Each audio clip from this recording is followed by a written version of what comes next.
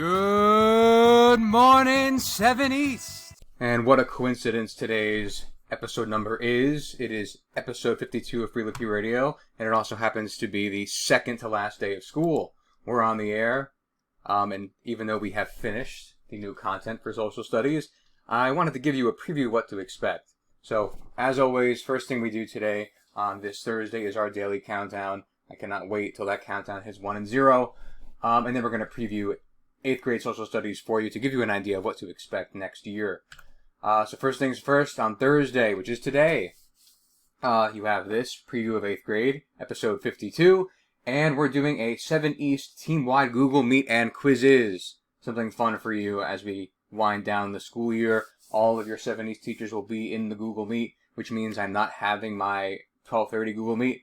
I'm pushing that to tomorrow, so if you'd like to come and just say a final goodbye on the last day of school, that'll be tomorrow. And then you get my farewell address in episode 53, the last one of this season of Free Lepre Radio. 2 is the number of the day because we have 2 days of school remaining. I need fireworks when we get down to 1 or 0. And now on to our main topic today, preview of 8th grade social studies. So, yesterday I kind of reviewed all of 7th grade. Now I am pumping you up to get ready and excited for 8th grade. So, I gotta be honest, I'm jealous of you all because I absolutely love to teach the things you're going to learn about in 8th grade, and I lament the fact that I won't be there to experience all that stuff that lies ahead. So today is about me giving you a preview of the things you'll learn about and some tips for surviving and thriving in 8th grade next year. So I did this at the beginning of this year. I kind of gave you all a preview of what to expect in the coming year. Well, now I'm going to give you a sneak peek of what to expect next year. And we're going to go in chronological order. So here are your 8th grade social studies topics. There's a lot more separate topics next year than you've had this year. But the year is going to start off with the end of westward expansion. So we did kind of early westward expansion stuff in the mid-1800s. Now you're talking basically about the end of the West, the end of the frontier. What happens when America finally gets all 48 contiguous states? What happens to Native Americans? What happens to the population of Buffalo? What happens to the just wider environment? You talk about the end of westward expansion and what that means for America going into the 1900s. Then you have the era of big business. I like this one. This is where you talk about how, after the Civil War and the Industrial Revolution, you have the rise of big businesses and corporations, like oil companies, steel companies, and this is where America really starts to become like a steep incline up to the richest country in the world. That happens here in the era of big business. And I heard you guys also play Monopoly as well in 8th grade. So I had the Monopoly guy. Notice he's not wearing a monocle. Mandela effect. Immigration you also learn about. So this is a picture of Ellis Island. Several of my ancestors came into America through Ellis Island. That was a processing center for immigrants coming in from Europe. Your ship would come in here, they give you your documents and things like that, and then you go on to the mainland. So you learn about immigration in the late 1800s and early 1900s. And you also learn about the labor movement too. A lot of this is connected to big business. So one of the things that helps big business get even bigger is they have so much stuff that they want to produce, they need workers. And a lot of those workers come as immigrants. And the thing is, a lot of these businesses don't really treat their workers that well and don't pay them that much. And so you have the labor movement where people are protesting for better pay, better working hours, more safety in the workplace. And then you have these protests, the labor movement, which you can trace a lot of the stuff we have today back to that, like unions and things like that. And then the progressive era. So this is kind of a bookend on the stuff that you learn about with big business, immigration, and labor.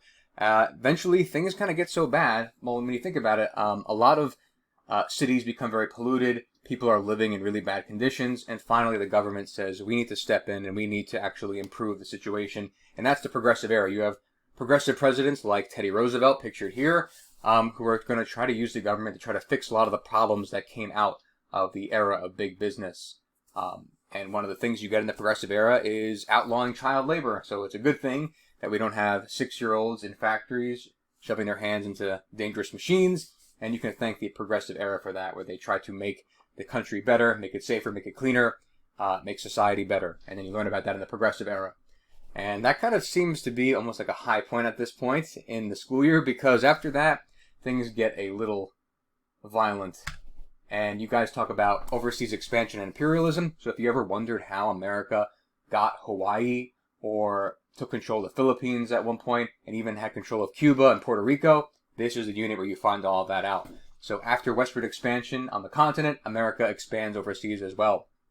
This painting right here, it's a very, not many people know about it, but there was actually, America participated in a military action in China around the turn of the century. And here we have an American soldier. It's pretty famous. I think the guy actually lived long enough to get an audio interview. He's planting the American flag, and this is in Beijing, China. That, of course, is going to lead to World War I. So all of the overseas expansion and imperialism, war is going to break out in Europe. World War I, although it was called the Great War then, and America is going to stay out of it for most of it, but we're going to join up at the end on the winning side. And this is just I love this artistic poster right here. You have the U.S. Marines. If you've ever played any Battlefield 1, you're probably familiar with World War I already. And then after World War I, we have a roaring 20s. So after World War I, America is in really great shape. A lot of countries in Europe get destroyed, but America pretty much comes out not too badly damaged. And we actually come out very rich. And we keep getting richer and richer. And the roaring 20s is basically one long decade where America parties.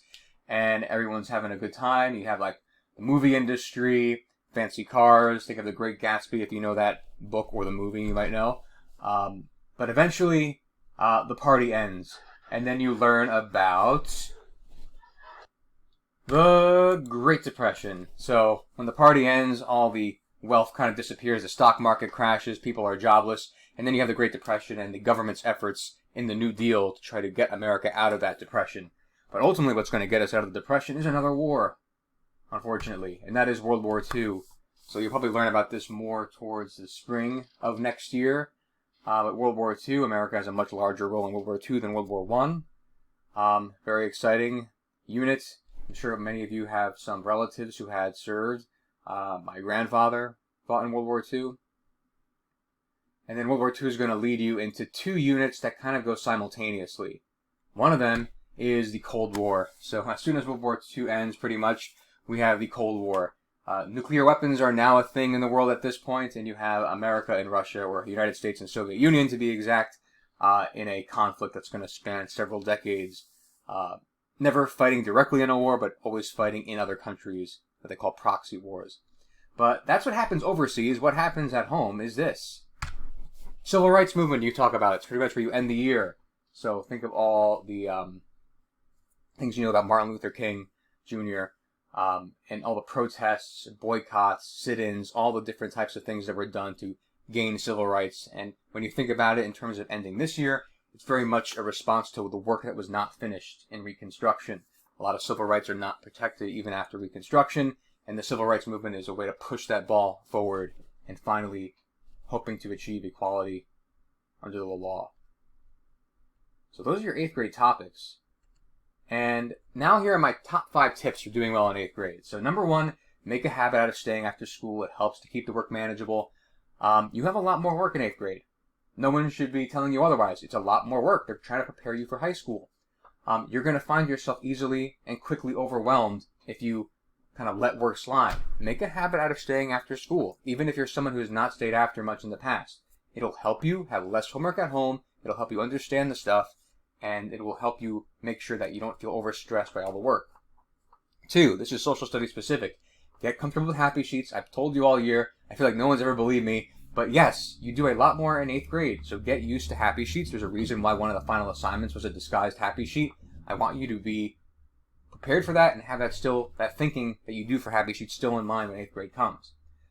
You also do a lot more Socratic seminars. So tip number 3, grow more used to open discussions in Socratic seminars, because you do more of those too. We only got to do one this year before the closure, but you should get more comfortable with open discussions.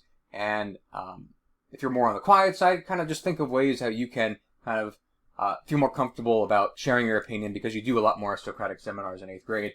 4, this is a big one. This almost could be number 5. Teachers notice the effort you put in assignments. Make sure your effort is something to be proud of. Teachers can see when someone puts high effort or low effort.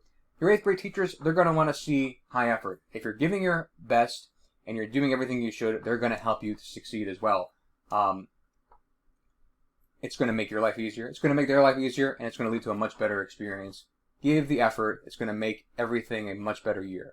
And then 5, part of that is study, study, study, study, study, study, study. All your subjects. Like I said, work is much more difficult. There's much more work. They're getting you ready for high school. In high school, you're going to study even more. It's time to get used to acting like a high school student, and that's kind of what 8th grade is in many ways all about. So I hope these tips help. Of course, I will always be there to lend my hand if you need help. But this is the best I can do to introduce you to 8th grade next year, particularly 8th grade social studies. So I'm going to sign off for the day and prepare for this second to last day of school, and you'll get my final broadcast of the year tomorrow. This is Lepre signing off.